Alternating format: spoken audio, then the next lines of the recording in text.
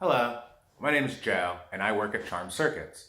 We're a technology education company based in Baltimore, Maryland, and our goal is to make electronics education accessible to everybody.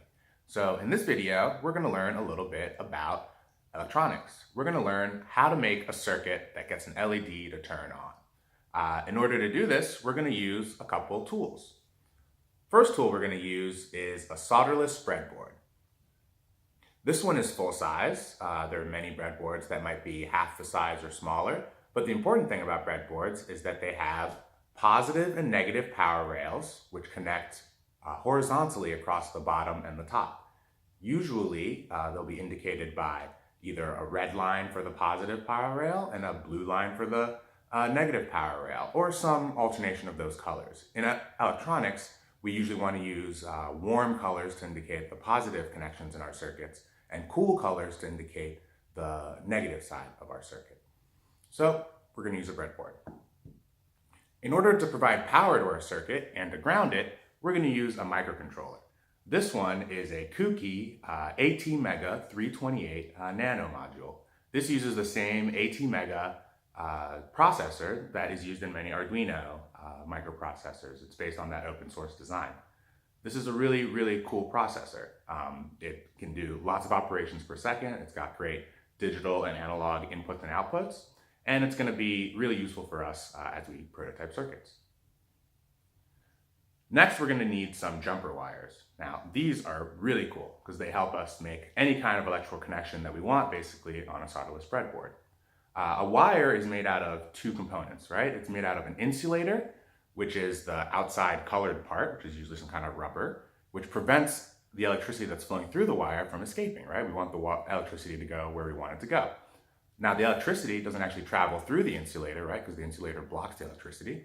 Excuse me. It travels through the conductive material that's made in the wire, right? So conductors let electricity move through them more easily. Insulators prevent electricity from moving through them easily. So in order to make a wire to take electricity from point A to point B, we take a conductive material and we wrap an insulating material around it. I've got two different colors of wire here because I'm going to use one color to represent the positive side of my circuit and another color to represent the negative side of my circuit so that I can keep it straight. The next piece we're going to use is called a resistor. I've got a really cool ceramic one here. Resistors are really useful because they allow us to control exactly how much electricity our components receive, right? Because we want to make sure that our electronic circuits are always balanced, which means that the amount of electricity that's flowing through our circuits is an amount of electricity that those circuits are expecting to handle, right? Because different components can handle different amounts of both amperage and voltage. So the LED that we're going to use, he's going to need some resistance, right? Because he doesn't know, he doesn't have a smart on-off switch on him to know that there's too much electricity coming through him. So if we send him too much electricity, he's going to burn out, not going to work anymore. So we're going to put a resistor in front of him in order to make sure that he only gets the electricity that he needs. The star of the show is the LED, right? The light emitting diode. Now, this is a really handy device because it allows us to convert an electronic current into light that we can see. Now, how does that work? Well, if you notice, there is a long leg and a short leg to the LED, right? The long leg is called the anode, and the short leg is called the cathode. Now, it's very important to distinguish between the anode and the cathode because unlike a resistor, an LED is a diode, which means it's meant to only have electricity travel through it in one specific direction, right? In through the anode and then out through the cathode.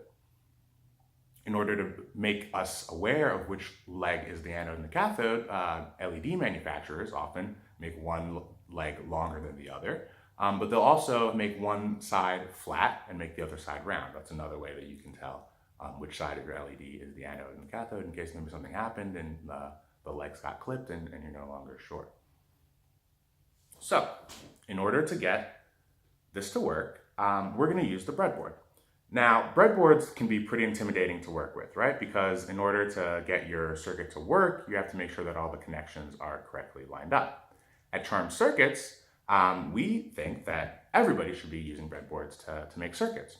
So what we've done is we've created what we call a breadboard stencil, right? This is much like a stencil would be used in art, right? To help new artists just get used to the motions and start practicing their craft. We think that a breadboard stencil is going to have that same impact in the electronics world, right? So what we're going to do is first we're going to affix the microcontroller to the breadboard as such.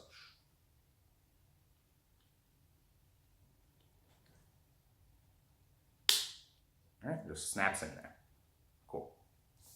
Then we're going to take the breadboard stencil and lay it over the breadboard. All right. Next, making sure that the breadboard stencil is correctly aligned with the breadboard, we're going to connect the 3.3 volt output of the microcontroller to the breadboard's positive power rail, right?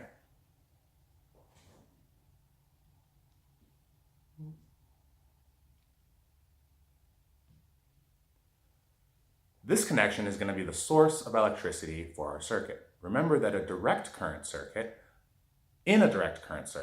electricity always travels from the positive source of power through the circuit back to the negative ground, right? In this scenario, our microcontroller is both the source and the ground, right? We're going to have electricity both originate from the microcontroller, and as it exits the LED, the electricity is going to go back into the microcontroller in order to form a complete circuit. Next step is going to be inserting our resistor, right? So the resistor is going to take the electricity that's been generated by the microcontroller and transfer it to one of the vertical columns on our breadboard.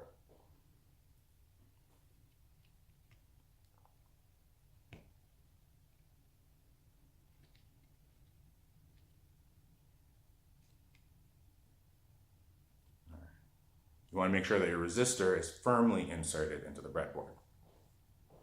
Next, we're going to insert the LED. We want to make sure that the long leg is the leg that's receiving the electricity that's coming out of the resistor. So the long leg is going to be closest towards you if the microcontroller is on the left side of the breadboard.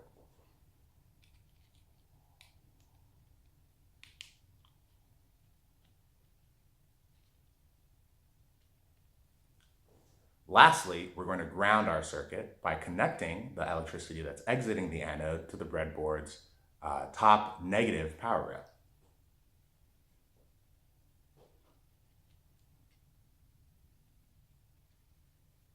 And finally, we're going to connect the breadboard's top negative power rail to the microcontroller's ground input.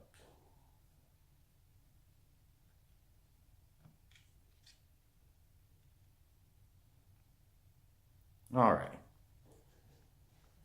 One thing we want to do before we ever plug our circuits into a source of power is just double check to make sure that we've inserted all of our components correctly. Some common reasons why circuits won't work are that the breadboard stencil is not correctly aligned with the microcontroller, right? Which means that the connections that you're making in the microcontroller aren't actually live, right? You haven't made a closed circuit. Your circuit is open. Another reason is that your components might not be firmly inserted enough into the breadboard. This often happens with resistors, since they might have long legs. And also your LED might be inserted backwards, right? You might have your anode and your cathode mixed up, and that's not going to have a good effect either. All right, so I think that I've done everything correctly. So let's plug it into power.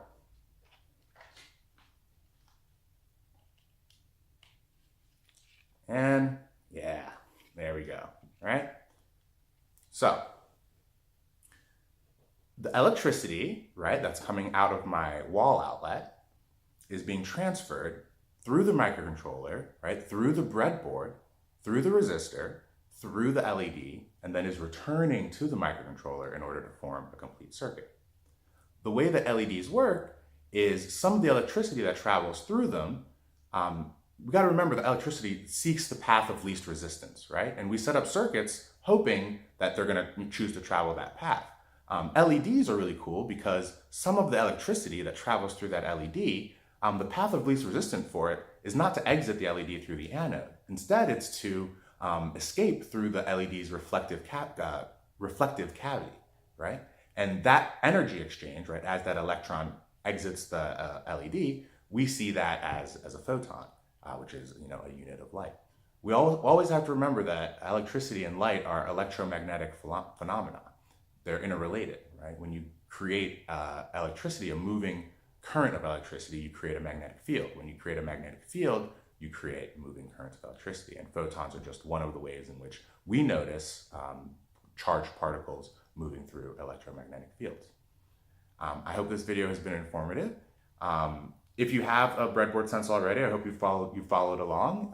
If you want to try doing this yourself, you can go to www.charmcircuits.com and buy a Wonder Kit. It comes with 10 breadboard stencils that would help you, start your journey in learning about electronics. So yeah, check out our other videos. Please like this video if you enjoyed it, and subscribe to our channel if you'd like to hear more from us. Thank you very much.